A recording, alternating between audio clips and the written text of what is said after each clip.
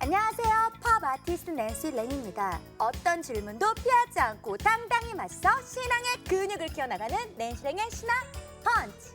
오늘도 그 첫 시간을 시작하는데요. 먼저 제가 너무나 사랑하는 우리 권영경 교수님, 안녕하세요. 안녕하세요. 숭실대 기독교학과에서 가르치는 권연경입니다. 어머나! 뉴페이스시네요. 안녕하세요. 우리 이동영 교수님. 네, 안녕하세요. 저는 조직신학자 이동영입니다. 이 교수님, 우리 신학펀치에서는 깨지지 않고 쭉 내려오는 전통이 있어요. 그래요? 그게 바로 이렇게 외모로 초대한다라는 거죠. 오, 오늘 너무 기분 좋아요. 이렇게 미남 교수님들이랑 함께 하다니. 예, 이렇게 칭찬해도 좋아하지 않으시네요. 외모로 뽑는다는 게 외모가 좋은 사람을 뽑는다는 얘기예요? 아니면 외모가 특이한 사람을 뽑는다는 얘기예요? 외모가 좋고 또 뇌도 섹시한 우리 멋진 교수님들과 함께 하니까 저 오늘 진행이 아주 신나는데요. 근데 우리 이동영 교수님, 네. 제가 궁금한 게 있어요. 네, 말씀하세요. 신약학과 조직신약. 조직신학입니다. 신약이 아니고. 조직신학. 예. 그러니까 발음도 어렵고 뜻도 뭔지 둘이 좀 헷갈려요. 도대체 그런가요? 조직신학은 뭔가요? 이 조직신학이라는 게요. 뭐 어떤 조직 이러니까 무슨 조직 조직과 관계되는 인상이 안 좋지 않습니까? 우리나라가. 갱스터 막 이런 갱스터 거. 이런 네. 이미지가 있지 않습니까?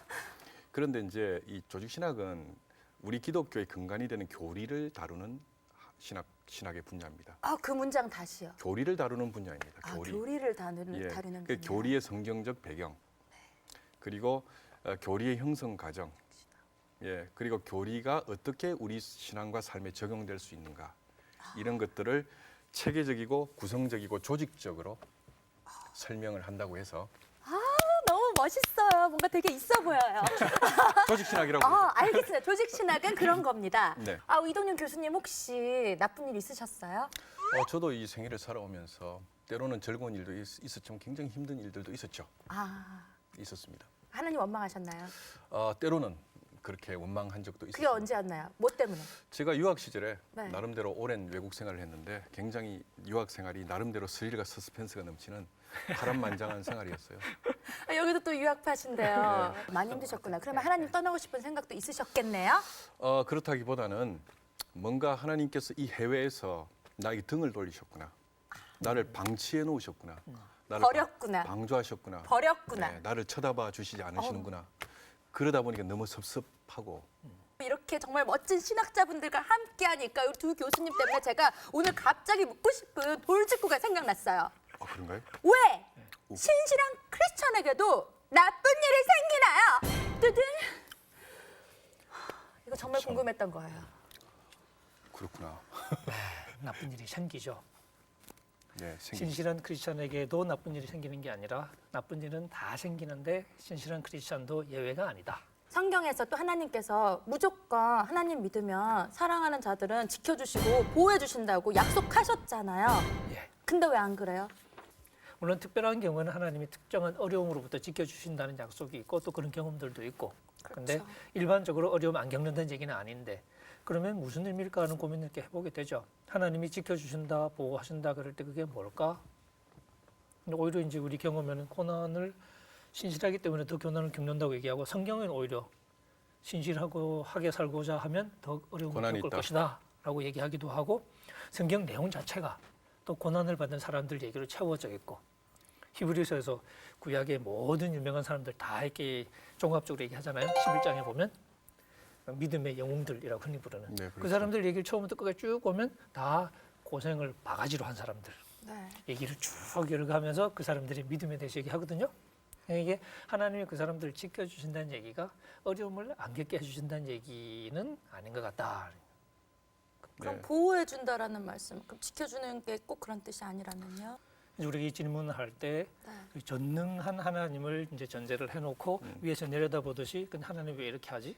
이제 전통적으로 이런 질문을 할 때 이제 우리에게 어려움을 주는 것이 그거잖아요. 하나님이 전능하신데 맞아요. 그리고 그 전능하심이 참 이렇게 사랑의 하나님인데 맞아요. 그럼 우리한테 네. 이런 일이 안 생겨야 되는데 이런 일이 네. 생긴다. 네. 그래서 어떤 사람은 전능하시긴 한데 착하지는 않은가 봐. 어떤 사람은 착하긴 한데 별로 힘은 없나 봐. 네, 그렇죠. 그렇게 볼 수 있네요. 뭐 둘 다 아닌가 봐. 네, 그렇죠. 뭐 이런 식의 네, 이제 의문들이 드는 맞아요. 거잖아요. 근데 네. 우리가 이런 질문들을 가지고 이제 철학적으로 막 고민하다 보면 사실은 해답이 안 나온다고 말해야 되겠죠. 근데 성경 이제 텍스트를 읽으면서 우리가 보면 성경은 하나님에 관해서 얘기할 때 그렇게 접근하는 게 아니라 오히려 우리가 고난을 겪으면서 살아가는 삶의 현실에서 생각을 풀어가기 시작하는 거예요. 우리가 그렇습니다. 고난을 겪는 삶을 살고 있어요. 그 삶을 통해서 우리가 하나님에 대해서 이야기하기 시작하는 거니까. 그렇게 출발점을 좀 이렇게 바꾸는 것이 오히려 더 우리에게 도움이 되는 방식이 아닐까. 그런 얘기도 근데 있겠죠. 누구나 다 권 네. 교수님 말씀대로 고난과 어떠한 상처들이 다 있으면서 뭐 네. 믿는지 안 믿는지 다 있긴 하지만요. 치유될 수 없는 상처와 네. 고난, 고통이 있을 수 있잖아요. 뭐 예를 들면 똑같이 그렇게 상처와 시련들이 각기 다른 입장에서 있었지만 결국에는 뭐 전쟁 때문에 결국에는 뭐 전쟁에 나가서 그냥 목숨 잃고 죽어버려요. 일명 네, 멍멍 죽음. 그렇죠. 네. 네. 네. 그것 같은 경우에는 어떻게 설명되나요? 뭐 고통과 시련은 뭐 참아내고 다 뭐 믿는지 안 믿는지 다 그렇다 쳐도요. 그 억울한 죽음, 비극적 죽음 이게 우리의 역사 속에서 있어 왔죠. 앞으로도 있을 수 있고 그런 부분과 관계해서 굉장히 이제 이게 왜 그러한 고난과 어려움과 시련이 오느냐?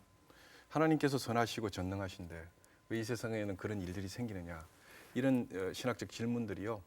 아주 그 초기교회부터 오늘날까지 아주 끊임없이 논쟁되었던 질문인데요. 이러한 것을 논구하는 이론을 신정론이라고 그래요. 신정론. 정론. 네, 신정론. 오, 처음 들어봐요. 무슨 뜻이죠? 신정론이란 것은 이 세상에 존재하는 악과 고난 앞에서요 하나님의 정당성을 변론하는 이론입니다.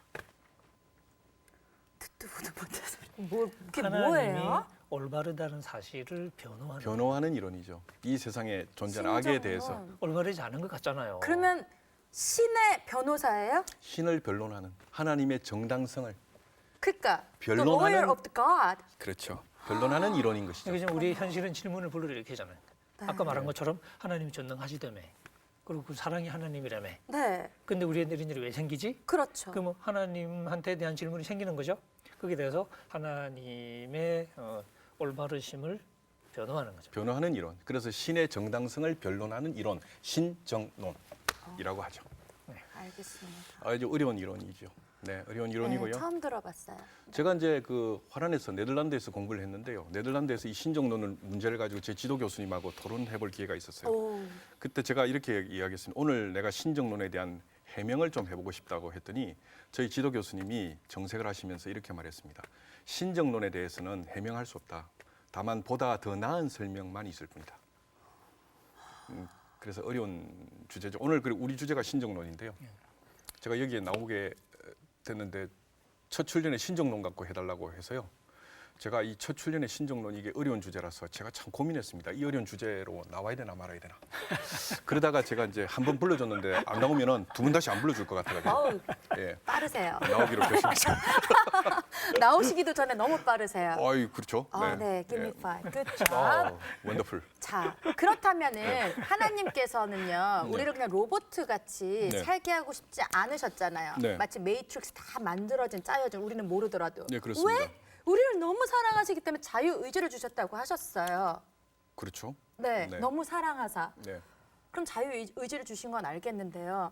시련과 고통 있으면서 그 자유 의지 때문에 무참히 살해당하거나 네. 그냥 죽어버리면 네. 아무 의미 없잖아요. 그렇습니다. 왜냐면 다 유니크한 존재로 하나하나씩 똑같은 애들이 아니 클론들이 아닌데. 맞습니다. 그러면 예. 어떻게 되는? 여기에 대해서 한번 설명해 주세요. 그러니까 이제 이게 이제 본격적으로 신정론에 대한 이제 이야기가 들어가게 되는 아, 건데. 이게 본격적인 본격적으로. 신정들. 네. 이런 기회가 저한테 올지 영광입니다. 네, 아주 그 어려운 주제. 아니요, 예. 아니요. 이건 모든 기독교인들과 비기독교인들이 궁금해하는 부분이에요. 어렵고 심각한 주제죠. 그렇죠. 중요한 주제고. 네. 한번 피해갈 수 없는, 한 번은 맞닥뜨려서 이야기를 좀 해야 되는 오케이. 그런 주제인 것 같은데요. 예스.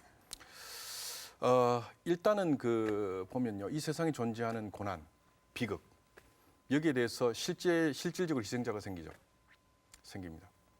이런 일이 왜 벌어졌느냐 했을 때 이제 신정론의 역사에 보면요, 나름대로 세 가지 설명 방법이 있었어요. 첫 번째 설명 방법은 뭐냐면 이원론적인 방법입니다. 이원론적 해법. 그게 뭐죠? 태초에 하나님이 있었고 반신적 존재, 악마가 있었다는 거예요. 천사들. 그러니까 뭐 나쁜 천사라고 할 수 있겠는데요. 악마가 있었다. 내지는 하나님. 루시퍼 말고 그냥 태초에. 원래 악마가 있었대요. 그러니까 이제 이런 설명을 하는 이원론적 설명을 하는 종교가 이 조로아스터교 같은 교가 있죠. 마니교 이런 게 있습니다. 네. 애초에 선이 있고 악이 함께 있었다는 거. 선과 악이 있었다. 그래서 갈등하는 상황이 우리 현실이다. 있었다. 그래서 선은 하나님으로부터 왔는데 선신으로부터 왔는데 악은 악신, 악마로부터 왔다. 그래서 지금 우리를 비극적으로 몰아넣고 고통스럽게 하고 비극적인 죽음을 죽게 하는 것은 그 악신으로부터 온 악 때문에 그렇다. 그러면 전지전능한 하나님이신데 하나님이 제일 파워풀하지 않고 다른 또 신이 또 좀 더 힘이 세다라는 얘기인가요? 예, 그런 반론이 이제 제기되는 거죠. 네. 이 설명에 대해서 반론을 하는 사람들은 그렇잖아요. 예, 하는 신들 우리 있지만 낸시 같이 반론하는 왜 거죠. 우주랑 지구랑 인간 만든 거 하나님인데 왜 딴 애가 와서 여기서 왈가왈부야? 말이 되냐 말이야. 그쵸? 아무리 별들 너무 많은데 다른 행성 가가지고 다른 크리에이처 갖고 뭐라고 하지 왜 우리한테 난리예요? 그렇습니다. 그럼 하나님이 악마하고 그냥 힘이 비까비까 막상막하란 말이냐? 이 그쵸? 말이 되냐? 그쵸? 뭐 이런 이제 반론이 제기될 수가 있는 그쵸? 거죠. 예, 그런 반론은 낸실행 이전에 제기되었던 거죠. 그래서 뭐래요 결론이? 예, 그래서 이제 이 이론도 온전하게 잘 설명이 안 된다. 그래서 두 번째 이론이 나오는 거죠. 뭐죠? 그게 뭐냐면 이론론적 설명이 있죠. 그건 뭐냐면 대초에 악이란 건 존재하지 않는다. 선이 있을 뿐인데 악이란 것은 실체가 있는 게 아니고 선의 결핍이다. 그래서 fear, 두려움 그거에 대한 이야기 나오잖아요. 그 선의 결핍, 선이 결핍된 게 악이다. 원래 마치 악은 없는데. 네, 그러니까 이게 이제 그 의학적으로 설명하면 병은 없다. 병이란 건 건강의 결핍 상태다. 뭐 이런 식의 설명이죠. 이렇게 이제 설명하려고 했던 사람들이 있어요. 이 중기 플라톤주의와 신플라톤주의라는 히랍의 철학이 들어가면 이렇게 설명했고요. 이런 걸 이제 교부들이 받아가지고 이레네우스라는 교부하고 아우구스티누스라는 교부가 악을 선의 결핍이라고 설명하면서 이론론적인 설명을 합니다. 악은 선의 결핍이다. 그래서 우리가 충만하게 선을 행하면 악이란 것은 있지 않는데 우리가 그렇지 못해서 이런 악과 비극이 발생한다. 이런 논적 설명이죠. 제가 약간 그쪽이 땡겨요. 아, 그래요? 네. 좀 언더스탠더블, 조금 설득력이 있게 네 저한테 느껴진 근데 세 번째 이 이론에 대해서 반론하는 사람이 있어요. 어떻게 반론해요? 그건 너무 악에 대해서 나이브한 생각이다. 나이브한 생각이다. 왜냐하면 악이란 것은 진짜 우리가 경험하는 악은 너무 구체적이고 무지막지하지 않냐. 근데 그 악을 선의 결핍이라고 보는 거는 너무 나이브한 생각 아니냐. 맞다. 옛날에 영화 있잖아요. 막 666. 거기 태어날 때부터 악하게 태어난 막 이런 거. 그렇죠. 자체가 악인 줄 모르는데 행하는 모든 건 상상할 수 없을 정도로 잔인하고 악한 거. 그렇죠. 그러면 그것 또한 어떻게 보면 굉장히 이제 퓨어한 걸 수도 있잖아요. 그렇죠. 막 애들이 아기 때 막 병아리 막 이렇게 그렇죠. 뭣도 모르고 저도 그랬더라고요. 그렇죠. 그러니까 아니 저는 어릴 때 좀 그러겠죠. 아기 때 유치원 때인가 그래서 사촌 오빠 그걸 보고 되게 놀랬는데 왜 나 죽이려고 죽인 게 아니었는데 예쁘게 만지려다 보니까 그렇게 됐다. 그렇게 되는 네. 거죠. 네, 그렇습니다. 그럼 그러니까 뭐. 그런 그러니까, 것도 있지만 사실 정말 악한 의도로 그렇게 행동하는 경우도 있거든요. 있죠. 지금 말씀하신 것처럼 선의 결핍이라고 해명하기에는 악이 너무 생생하고 너무 이렇게 현실적이니까. 너무 막강하다. 너무 잔혹하다. 우리가 현실적으로 맞닥뜨리는 악은 너무 이게 악이 너무 강한 힘을 갖고 있으니까 선의 결핍이라는 그런 논리는 너무 악을 모르는 나이브한 생각 아니냐. 맞아요. 우리가 영화들을 보더라도 그게 실화를 바탕으로 한 거건 그냥 아니면 넌픽션이건 간에 뭔가 악한 쪽이 더 매력적이고 섹시하고 더 파워풀하고 하여튼 뭔가 더 있어 보이는 그런 게 있어요. 항상 적어도 처음에는. 처음에. 그렇죠. 예. 그렇죠. 마지막에는 선이 승리를 하고 하긴 하지만 한 90% 전체가 막 느낌이 그렇게 나던데 마지막에는 하는데 네, 그런 거 있죠. 네. 그러면 그 두 번째 이론은 어쨌든 간에 선의 결핍으로 이렇게 악이 있는 네. 거다라는 그러한 이야기잖아요. 그러니까 악은 실체가 아니다. 선의 결핍이다. 이런 입장이죠. 하지만 그냥 더 잔인하고 잔혹한 것들도 많은데 그렇죠. 그렇다면 이것 가지고도 잘 모르겠으니까 그 세 번째 그래서 이제 논리는 이 부분에 뭔가요? 대해서 세 번째 설명이 나오는데요. 이론, 세 번째 이 도덕주의적인 이론이죠. 도덕주의적 설명. 뭐냐면 하나님께서 악을 허용하시는 것은 우리가 보다 나은 인간이 되게 하고 그리고 보다 우리가 좀 더 뭔가 더 좋은 것을 주시고자 말도 안 돼. 그분의 성리, 그분의 뜻 가운데서 네, 말도 안 그죠? 돼요. 그래서 보다 아니 어느 정도까지는 괜찮은데. 높은 선을 일깨우시고 아까 이론 2, 두 번째 이론에 나왔을 때 말씀하신 거예요. 너무나 잔혹하게 그냥 라이브하게 그거 어떡할 거예요? 그러니까요. 그럼 그래서 세 번째 이론은 아닌 거잖아요. 도덕주의적 세 입장을 번째 갖고 이론 아닌 거잖아요. 이제 이런 반론이 제기되는 거죠. 세 번째 입장에 대해서. 뭐 예 그렇습니다. 뭐 정당한 반론이고. 아니 이동현 교수님 어떻게 생각하세요? 세 번째 이론에 대해서. 저도 이 세 번째로 안타깝게 생각합니다. 아니라고 생각하시죠? 아주 안타깝죠. 권 교수님 어떻게 생각하세요? 세 번째 아니죠? 세 번째 이론은 아니야. 아주 아니다라고 말하기 좀 어려울 것 같아요. 왜냐하면 그런 면이 없지 않거든요. 물론 이 한 가지 대답이 모든 걸 설명하지는 못할 것 같아요. 근데 이런 대답들이 보면 나름대로 또 이렇게 설명해 주는 부분이 없지는 않아요. 그렇다면요, 권 교수님 세 번째 이론도 어느 정도 맞는 게 있고 두 번째 이론 제가 제일 땡기는 거. 네, 이거 거의 거의 뭐 과반수라고 생각하고 첫 번째 이론 네. 그것도 조금 뭐 있나요?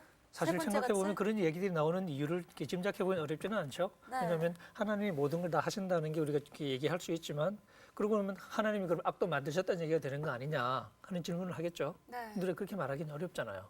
그럴 수 그래서 없습니다. 첫 번째 그 말씀하신 그 첫 번째 이론은 악이 하나님의 책임이 아니라 악은 그 자체가 악이다.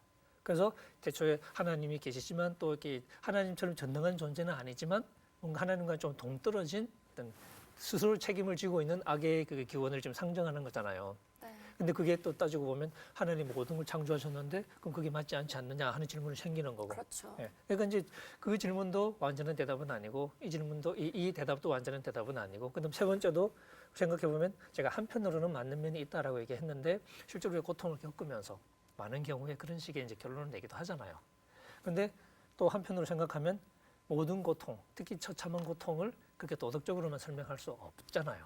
그렇죠. 아예 처참한 처음에 죽음까지 우리 가버리면 낸시가 처음 들었을 때는 말도 안 되라고 나왔듯이. 네. 그러니까 그렇기 때문에 모든 걸 설명하지는 못하지만 또 고통을 겪는 또 많은 사람들은 그 도덕주의적인 그런 관점에서 또 이렇게 이해를 해요. 자기 고난을 얘기하기도 하고 남의 고난을 그렇게 의외로 이야기하기도 그렇게 하고. 생각하는 분들이 많은 것 같아요. 네. 주변에. 그래서 아주 틀린 것이라고 말하기는 좀 무리가 있지 않냐. 그러니까 우리가 이 지금 고난이라는 애초에 어려운 현실을 이해하기 위한 나름의 시도들이겠죠. 그렇죠. 네. 네. 그렇다면 이 세 가지가 다 그냥 일리가 있다라는 느낌으로 받아들여지는데요. 그래서 네. 성경에 이렇게 써져 있나요? 이 이론 세 가지가? 그러니까 성경에서도 다양한 경험들이 나오죠. 그러니까 고난을 겪을 때 하나님이 우리를 징계하신다. 우리를 좀 더 나은 사람이 되게 하기 위해서 우리를 계속 디스플레인 네. 하신다는 아이디어도 많이 나오죠. 그렇죠. 네. 그러니까 그런 면에서는 세 번째 이렇게 대답이 잘 어울리겠죠. 그다음에 이제 두 번째 같은 경우에는 이 하나님이 결국 모든 걸 다 이렇게 쥐고 계시고 그리고 악은 선의 결핍이라는 게 그걸 우리가 하나님께 불순종했기 때문에 그런 악이 생기는 거라고 우리를 질책하신 얘기는 사실 기본적으로 그런 관점을 깔고 있는 거겠죠. 네. 근데 또 한편 그렇게 보기에는 악이라는 게 또 하나님에게로 이렇게 뭔가 이렇게 그 원인을 돌린 같은 느낌이 드니까 그건 편하지 않잖아. 그래서 악의 기원이라는 문제가 생기는데 그건 성경에서도 사실 쉽게 해결은 안 해줘요. 에덴 동산에 벌써 이제 뱀이 있는데 하나님이 만드신 뱀이란 말이에요. 그렇죠. 근데 하나님 만드신 뱀, 이 짐승 중에 이제 뱀이 가장 이렇게 간교했다. 그 뱀이 악의 기원인데, 근데 하나님이 만드신 뱀이고. 근데 그렇죠. 그러니까 결국 그 창세기 이야기 자체가 악이 어떻게 해서 생겼을까에 대한 질문에는 사실 대답이 안 되는 거예요. 악의 기원에 관해서 창세기가 이야기하는 것은 아니라는 이야기죠. 네. 그러니까 그건 우리가 이제 해명이 안 된다는 얘기인데 다시 말하면 이 세 가지 질문들이 나름의 일리는 있지만 또 세 질문을 모아봐도 완전한 해결책이라고 느끼지는 못하는 거예요. 그러니까 세 이론을 칵테일처럼 섞어서 칵테일 이론으로 만들어도 이게 뭔가 해결이 안 되는 것들이 많은 거죠. 그렇다면요, 만약에 이동현 교수님 가족들이 네. 다 살해당했어요. 범죄를 통해서. 끔찍합니다. 생각하고 싶지 않습니다. 그렇죠.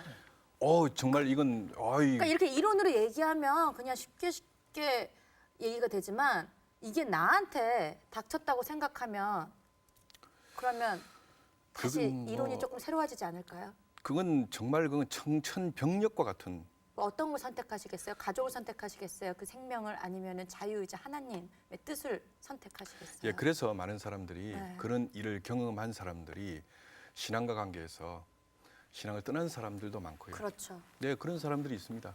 예를 들면 그 1986년도에 노벨 평화상을 받은 인물이죠. 유대인인데요. 엘리 위젤이라는 인물이 있습니다. 엘리 위젤. 유대인 작가. 유대인 작가. 예, 엘리 위젤. 그 사람이 이제 그 사실은 그분이 이제 1986년에 노벨상 받아서 평화상 받아서 유명해졌는데요. 그분이 원래 이제 폴란드 아우슈비츠에서 15살 때 거기 이제 포로 수용소에서 잡혀갔죠. 예. 그 내용을 쓴 자전적인 소설이 있어요. 그 영어로 나이트라는 소설이 나이트. 독일말 나흐트라는 소설인데요. 나흐트. 나이트라는 소설인데요. 거기에 이제 그 자전적 소설이에요. 근데 이제 거기에 보면 그 어떤 이야기가 나오느냐 하면 그 엘리 위젤은 이미 그 아우슈비츠 오기 전에 어머니하고 여동생이 이미 그 가스실에 끌려가서 죽습니다. 그리고 이제 천의 고아가 돼서 잡혀오지요. 그래서 그 이제 그 포로 수용소 아우슈비츠에서 있었는데요. 어느 날 이런 비극적인 장면을 그 목도하게 됩니다. 뭐냐면 어느 날 그 3명의 그 포로들이 교수대에서 처형을 당하고 있는데 2명은 성인 남자 어른이고 1명은 아주 어린 소년이었던 거죠. 그 3사람이 이제 그 교수형에 처해지는 것입니다. 근데 어른들은 이제 몸무게가 무겁잖아요. 네. 그러니까 교수형을 처하니까 빨리 이제 숨이 끊어져서 죽는데 혀를 이렇게 아마 교수대 하면 혀가 나오나 봐요. 이제 이 숨이 가빠지고 숨이 끊길 때 되면 이미 그 혀가 이제 죽은 색깔을 퍼런 색깔을 띠고 죽는데 문제는 어린 이 천사 같은 소년이 몸무게가 가벼우니까 네. 숨이 오래오래 붙어 있는 거예요. 그 나치들이 얼마나 잔혹했는가 하면 그 포로들 줄을 세워서 그 아이의 눈을 보면서 지나가게 만들었대요. 소름 끼쳐. 예, 그래 줄 서서 이제 쭉 지나가려고 하는데 뒤에서 누군가가 이야기를 하는 거죠. 질문을 던지는 거죠. 하나님이 어디 계시단 말이냐? 하나님이 어디 계시단 말이냐? 그리고 또 점점 가까워 오는데 또 뒤에서 그런 음성이 들리는 거죠. 하나님이 어디 계시단 말이냐? 그랬을 때 엘리 위젤이 자기 내면으로부터 울리는 음성을 듣습니다. 그 음성이 뭐냐? 저기 저 교수대에 달려서 하나님은 죽어가고 있다라는 음성을 듣습니다. 예, 그게 이제 굉장히 충격적인 이야기인데요. 아주 그 신정론과 관계에서 인용되는 유명하고 중요한 텍스트죠. 네. 그 정확히 어떤 의미로 우리가 해석하면 될까요? 그러니까 비슷한 경험 하신 분들이 많거든요. 그러니까 실제로 기독교인 중에서 신앙을 버린 분들이 많은데 그 버린 이유를 보았을 때 이 고난의 고통의 문제, 특히 우리가 그렇습니다. 설명할 수 없는 고통의 문제 때문에 고민하다가 신앙을 버린 사람들이 상당히 많아요. 제 네, 주변에도 여러 있어요. 네. 그러니까 하나님이 정말로 전능하신 분이고 선하신 분이라면 해명할 수 없는 그런 삶의 현실 때문에. 근데 이제 그렇게 우리가 질문에 맞닥뜨렸을 때 그것을 논리적으로 풀 수는 없는 것 같아요. 그러니까 한편으로 그런 경험한 분들에 대해서 우리가 뭐라고 말하기는 참 어려워요. 근데 조금 이제 관점을 다르게 봤을 때 동일한 고통을 겪고 있는데 사실 다르게 반응하는 사람들이 있어요. 동일한 상황에서 또 다른 반응을 보이는 사람이 있거든요. 그 다른 반응을 보이는 사람들은 그 고난을 겪으면서 하나님 밖에서 하나님이 없다는 증거를 받아들이지 않고 오히려 하나님께 대한 신앙을 그대로 간직한 채로 그 경험을 소화하는 거예요. 그런 분들도 있죠. 네. 근데 반대 경우도 많이 있습니다. 엘리 위젤은 그러면 어떻게 되었느냐? 네. 그 자기의 조상들의 신앙인 유대교 신앙, 하나님을 믿는 신앙을 엘리 위젤은 떠났죠. 네, 그는 더 이상 유대교에 머물러 있을 수가 없었습니다. 그래서 리차드 루벤슈타인이라는 또 유대인이 있는데요. 그가 이런 이야기를 했어요. 아우슈비츠 이후에 우리가 하나님을 믿는 것이 가능한가? 라는 질문까지 있었고, 하여튼 유럽 신학에서는요, 아우슈비츠 이후에 하나님을 믿는 신앙이 가능한가에 대한 열띤 신학적 토론이 있었어요. 그만큼 충격적이고, 그만큼 우리를 힘들게 하고, 그만큼 비극적인 사태였죠. 네, 그런 것입니다. 그러니까 그런 사람들을 놓고서 네가 틀렸다고 논리적으로 말할 수 있는 해답은 없어요. 네. 그러니까 그 사람들의 반응은 자기들의 경험에 대한 하나의 어떤 진솔한 어떤 이렇게 응답이었던 셈이고, 근데 이제 제가 말씀드린 것은 그것이 하지만 유일한 응답은 아니라는 사실을 우리가 말을 할 수 있는 거죠. 그 유일한 응답이 아니라는 얘기는 그런 상황에서도 하나님을 향한 신앙을 견지하면서 그 상황을 받아들인 사람은 있었다. 결국 이제 그렇게 되기 위해서는 우리가 기존에 하나님은 전능하시고 하나님은 사랑하니까 모든 이런 일이 벌어지면 안 된다는 식으로 접근을 한 게 아니고, 어떻게 보면 이런 식의 관점은 사실은 성경에서 우리가 배우는 하나님 개념보다는 오히려 서양의 어떤 철학 전통에서 배우는 하나님 개념에 좀 가까울 수 있어요. 아리스토텔레스 네. 이래로 네. 이야기하는 아리스토텔 힐압의 네. 힐압 철학의 유일신사상, 일신사상에 근거한 전능의 개념을 가지고 하나님을 좀 보려고 하는 경향이 있다라는 것입니다. 네. 그렇다면 여기서 문제가 되는 것은 뭐냐면요. 어려워라. 우리가 생각하는 하나님의 전능성에 대한 개념을 좀 수정할 필요가 있다라는 것이죠. 사실은 아리스토텔레스에 따르면요, 하나님이란 존재는요, 어떤 존재냐면 원래 이제 아리스토텔레스를 따르는 힐압의 전통은요, 태초에 원동자, 자기는 움직이지 않고 부동으로 있으면서 움직이지 않고 있으면서 모든 사물에게 영향을 주고 모든 사물을 바꾸는 이러한 일자 하나의 존재, 그걸 하나님이라고 생각했습니다. 그래서 뭐 신이 슬퍼한다든가 고통을 느낀다든가 아파한다는 이러한 속성은요, 아리스토텔레스 이래로의 힐압의 철학의 전통에 따르면 그 불완전성의 상징이에요. 그러니까 무슨 이야기냐면, 물리적으로 봤을 때 신이 완전하다면 신은 불변해야 되죠. 그렇죠. 불변해야 된다. 그리고 두 번째로는 신체적으로 봤을 때는 신은 감정이 없어야 되는 거예요. 화난다고 화내고 기쁘다고 기쁘고 슬프다고 슬프면 안 되는 거예요. 감정이 없어야 된다. 근데 우리 하나님은 질투하시는 하나님이라고 지금 감정이 있으시잖아요. 그렇죠? 네. 그렇습니다. 윤리적으로 봤을 때는 하나님은 자유로워야 되는 거예요. 어디에도 매이면 안 되는 겁니다. 이게 이제 아리스토텔레스가 생각했던 전능의 개념이죠. 그런데 이제 방금 낸시가 말했듯이 성경이 정언하는 하나님은 그런 하나님이 아니시죠. 인간 때문에 아파하세요, 하나님께서. 그래서 뭐 어떡하라고요? 그러니까 우리가 이제 하나님을 생각할 때, 어떡하라는 거죠? 그러니까 철학적인 하나님 개념으로부터 하나님을 어려워, 배우는 게 어려워. 아니라, 그죠? 우리 이제 삶의 경험 속에서 우리가 성경을 읽으면서 배우는 하나님은, 특히 이게 기독교적인 가르침이 좀 더 중요해지는 대목이라고 말할 수도 있는데, 우리 기독교에서 고백하는 것 중에 하나가 우리가 하나님을 예수 그리스도를 통해서 만난다라고 말하는데, 이 예수 그리스도의 경험의 핵심은 결국 십자가부터 시작하거든요. 이 십자가라는 것이 인간의 악과 고통에 하나님이 반응하시는 거거든요. 인간이 겪고 있는 이 고통, 그리고 이 고통의 배후에, 궁극적으로 이 고통의 배후에 있는 이 악, 거기에 대해서 하나님이 스스로 이렇게 자기 자신을 이렇게 얽매고 들어오시는 거예요.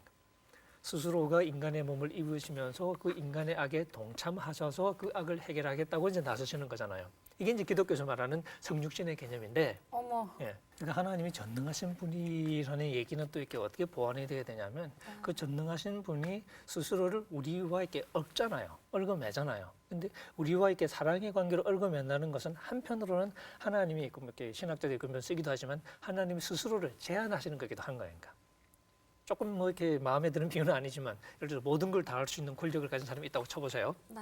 근데 그 사람에게 사랑하는 딸이 하나 있어요.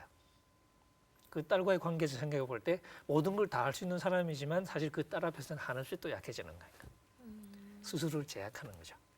그 때로는 필요하면 그 딸을 위해서 자기를 희생하기도 하는 거죠. 제가 완벽한 비유는 아니라고 말씀드렸는데, 네, 그러니까 하나님이 네, 적당한 비유는 아닌 것 네, 같아요. 네. 이해가 되질 않아요. 그거를 좀 제가 조직신학자니까 조직신학적으로 설명해 보면요, 아리스토텔레스의 하나님은 고난 당하실 수 없어요. 아리스토텔레스의 하나님은 고난 당하실 수 없습니다. 그래서 아리스토텔레스의 하나님은 불완전한 존재예요. 우리 하나님은 고난 당하실 수 있습니다. 그렇죠. 고난 당하실 수 있기 때문에 전능하신 분이에요. 하나님은 고난 당하실 수 있습니다.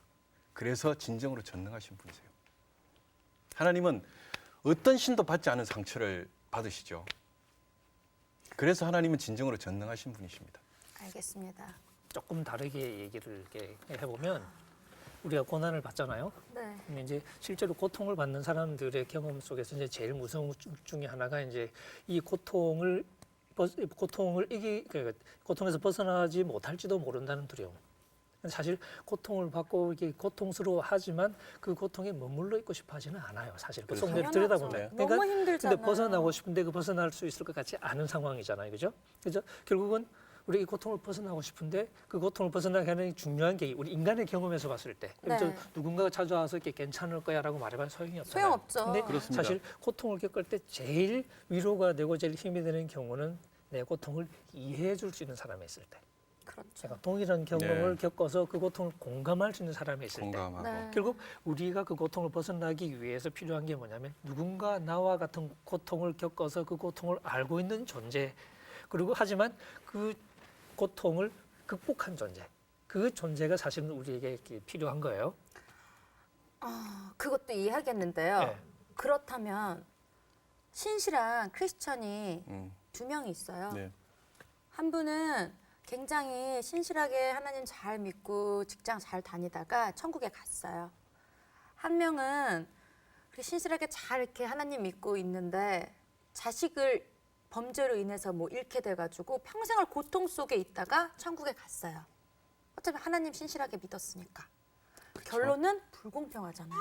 똑같이 천국 갔는데. 이거는 어떻게 설명할 수 밖에서 있어요? 나름의 관점을 가지고 보면 불공평할 수도 있겠죠. 근데 실제로 그렇게 삶을 살았던 사람들과 만약 인터뷰를 한다. 네. 그렇게 얘기했을 때 저는 제 생각에는 그 둘 중 어느 누구에게서도 하나님을 원망하는 얘기는 안 나올 것 같아요. 이게 원망할 수는 있겠지만, 근데 같은 어떤 사람은 편하게 살다가 이제 갔다. 그게 편한 걸 수도 있지만 오히려 때로는 그 사람이 조금 약간 아쉽게 느낄 수도 있는 거예요. 그러니까 인생에 이게 전부가 아닌 것 같은데 하는 생각을 할 수 있을 테고, 반대로 굉장히 어렵게 지내면서 이렇게 예수를 믿고 살았던 사람도 결국 이제 인생의 마지막에 혹은 이제 그 사람이 다 끝내고 우리가 흔히 하는 말로 이제 천국에 있게 될 때 그 사람하고 인터뷰를 하게 되면 참 안 됐네요. 쉽게 올 수 있는 걸 굉장히 어렵게 왔네. 뭐 그렇게 물을 수도 있잖아요. 근데 그 사람 뭐라고 얘기할 거냐? 난 오히려 굉장히 훨씬 더 내 삶을 깊이 살았던 것 같고 오히려 하나님을 더 잘 알게 됐던 것 같고 아마 그렇게 얘기할 가능성이 많아요. 그래서 제가 아까 이 교수님이 말씀하신 세 번째 대답이 아주 틀린 건 아니다라고 말을 한 것이 우리가 신앙의 힘으로 이 고난을 감당할 수 있게 된다면 그러면 우리가 세 번째 관점에서 때로는 우리가 그 당장인 이해를 못해도 결국은 하나님이 더 큰 뜻으로 우리를 인도하실 거라는 믿음을 우리가 가질 수 있다는 얘기죠. 네. 그래서 그렇게 우리가 살아갈 수 있지 않을까. 뭐 제가 당장 고난을 겪는 게 아니어서 사실 큰 소리는 칠 수 없는데 네. 그러면 우리 이동영 교수님은 성경은 악의 기원에 대해서는 말하지 않죠. 그리고 우리가 악의 기원에 대해서 알아본들 도움이 되지 않아요. 왜냐하면 악은 현실이니까요.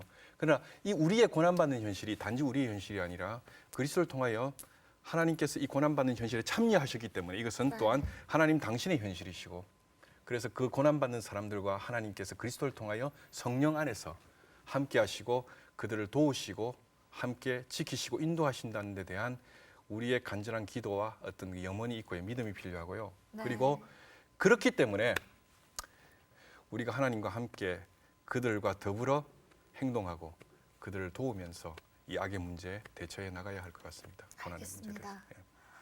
여러분은 어떠셨나요? 저는요 지금까지 신학펀치 진행하면서 오늘 주제가 가장 혼란스럽고 힘들었고요. 그리고 앞으로도 많은 고민과 생각을 하게 만든 굉장히 중요한 시간이었던 것 같습니다. 평소 신앙생활 하시면서요. 너무나 궁금한데 질문하고 싶은데 어디도 질문할 수 없었던 것. 바로 낸시의 신학펀치에 들어오셔서 게시판에 마구마구 올려주세요. 그럼 저 낸시가 대신해서 우리 두 교수님께 질문의 펀치를 팡팡 날리도록 하겠습니다. 어떤 질문도 피하지 않고 당당히 맞서 신앙의 근육을 키워나가는 낸시랭의 신학펀치. 오늘 여기서 마치도록 하겠고요. 우리 두 교수님 함께 앙 하면서 끝낼까요? 낸시랭의 신학펀치. 앙.